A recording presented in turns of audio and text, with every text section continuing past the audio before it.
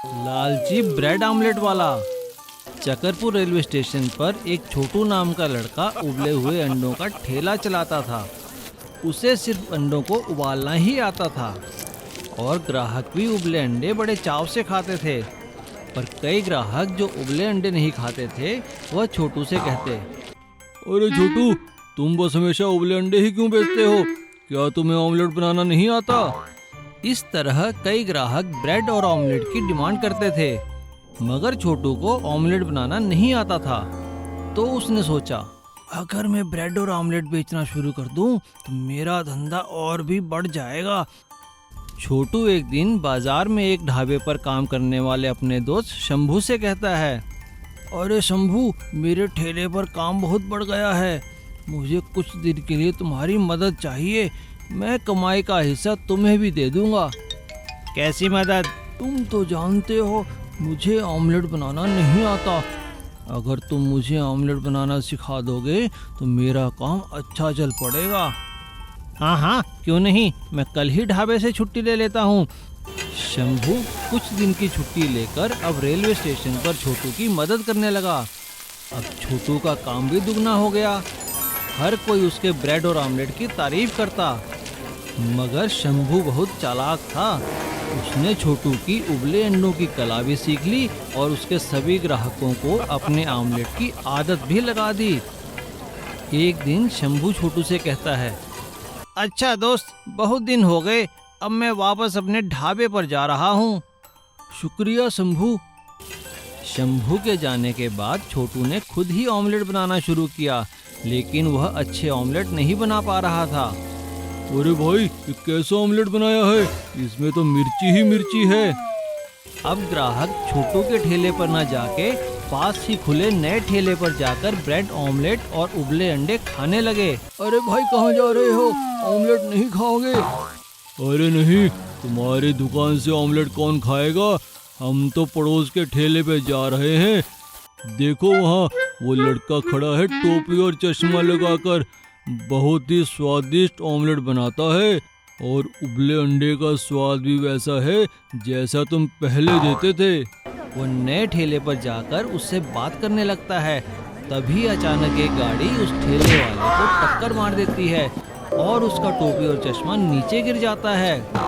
छोटू यह देखकर हैरान रह जाता है कि वह कोई और नहीं, उसका दोस्त शंभू है। मुझे माफ कर दो दोस्त। छोटू बिना कुछ कहे अपने ठेले पर वापस चला जाता है और दिन रात मेहनत करके अच्छा ऑमलेट बनाना सीख लेता है और फिर से उसका ठेला खूब चलने लगा।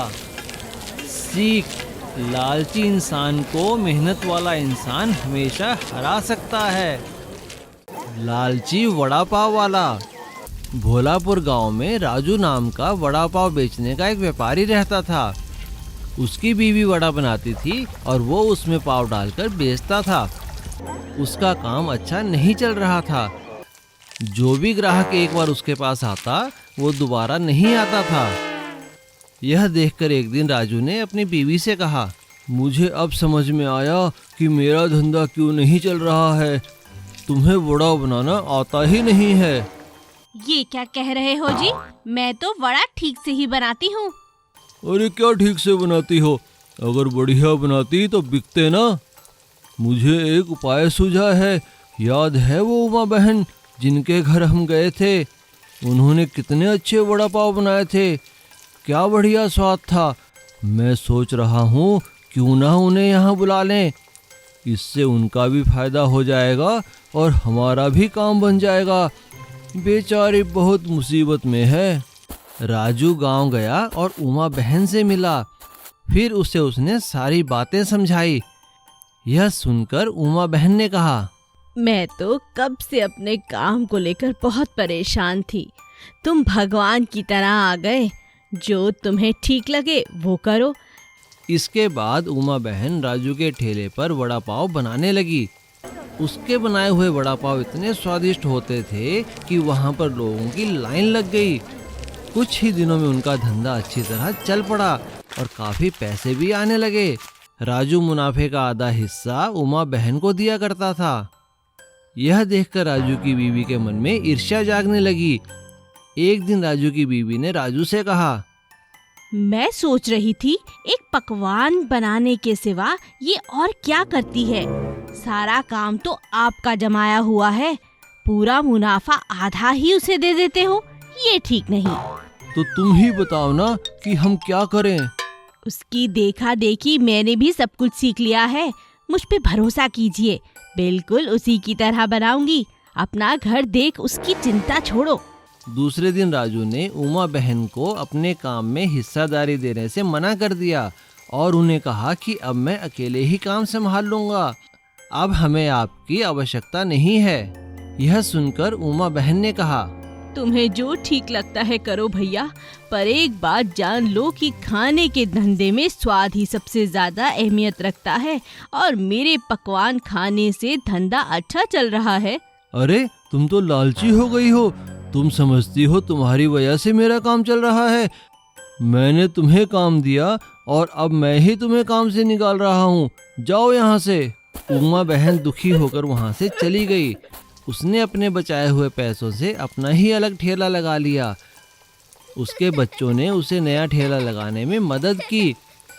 उमा की मेहनत सफल हुई और उसका काम चल निकला।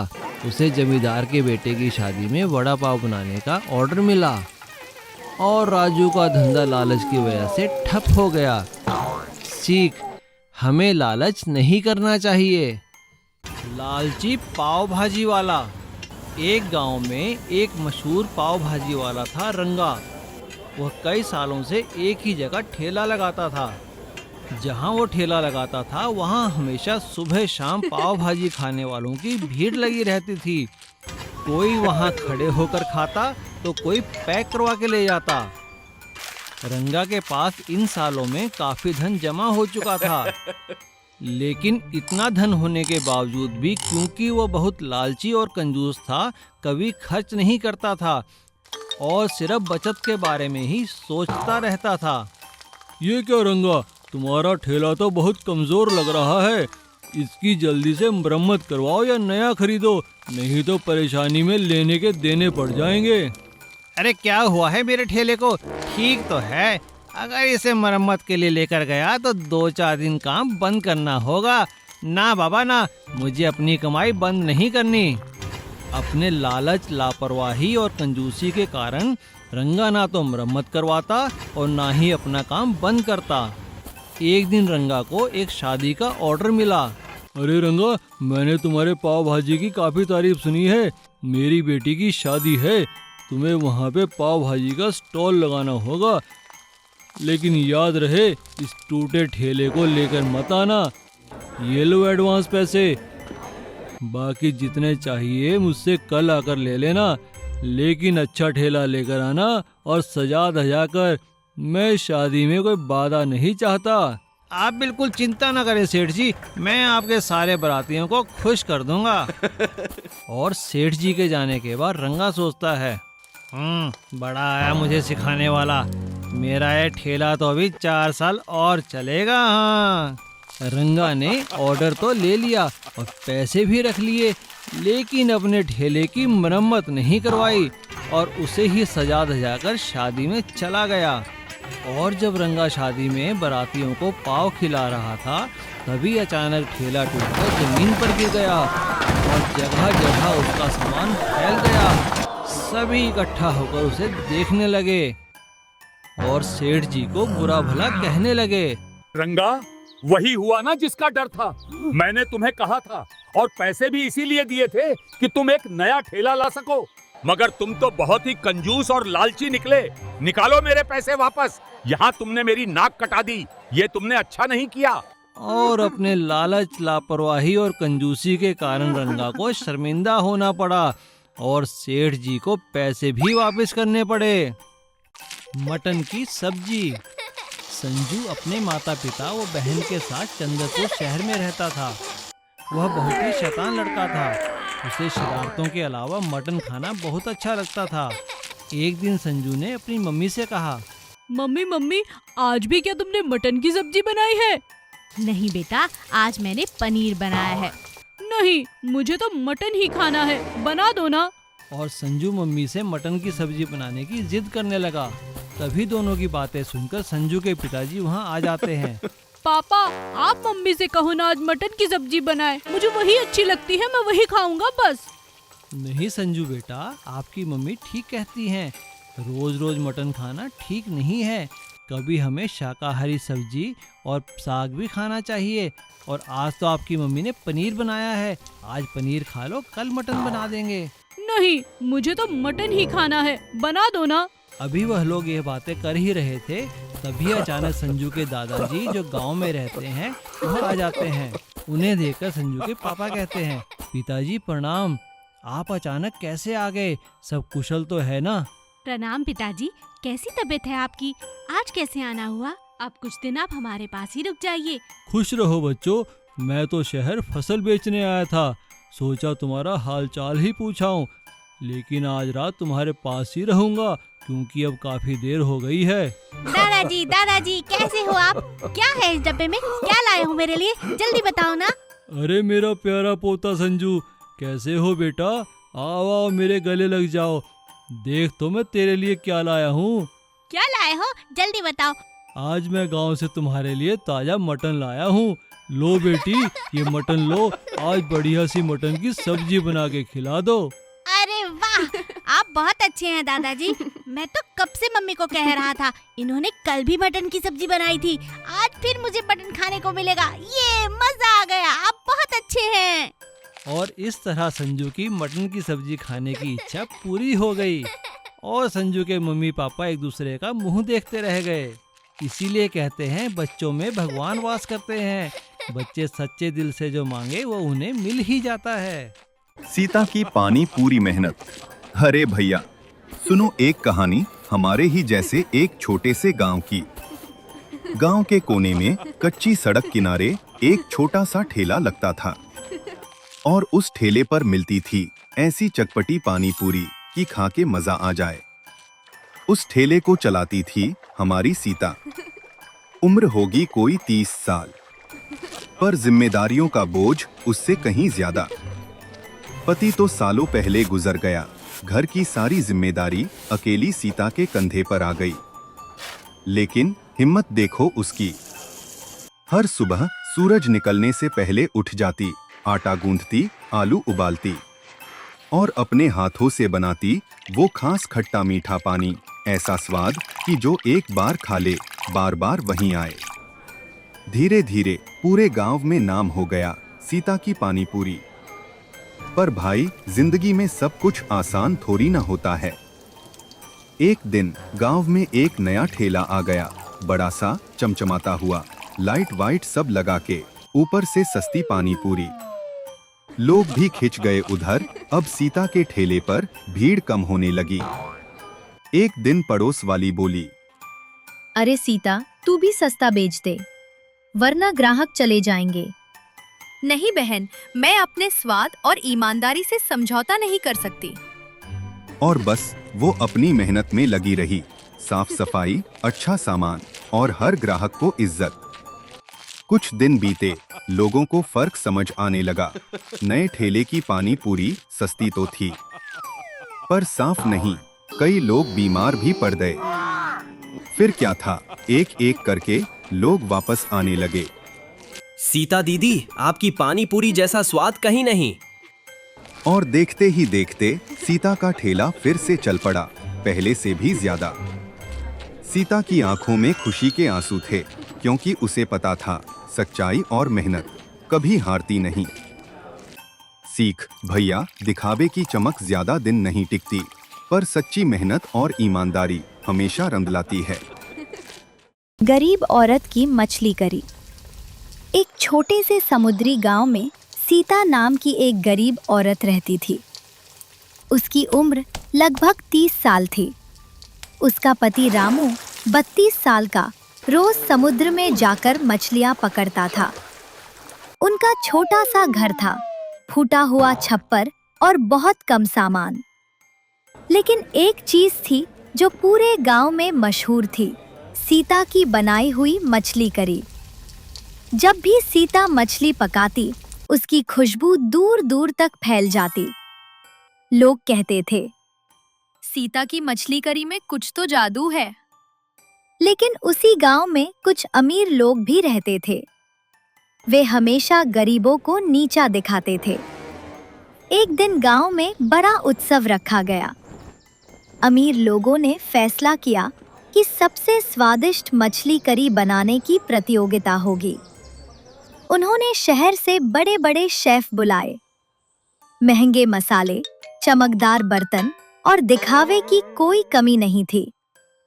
जब यहाँ खबर सीता तक पहुंची तो रामू ने कहा, सीता, हम गरीब लोग हैं। वहाँ अमीरों के बीच जाने से क्या फायदा?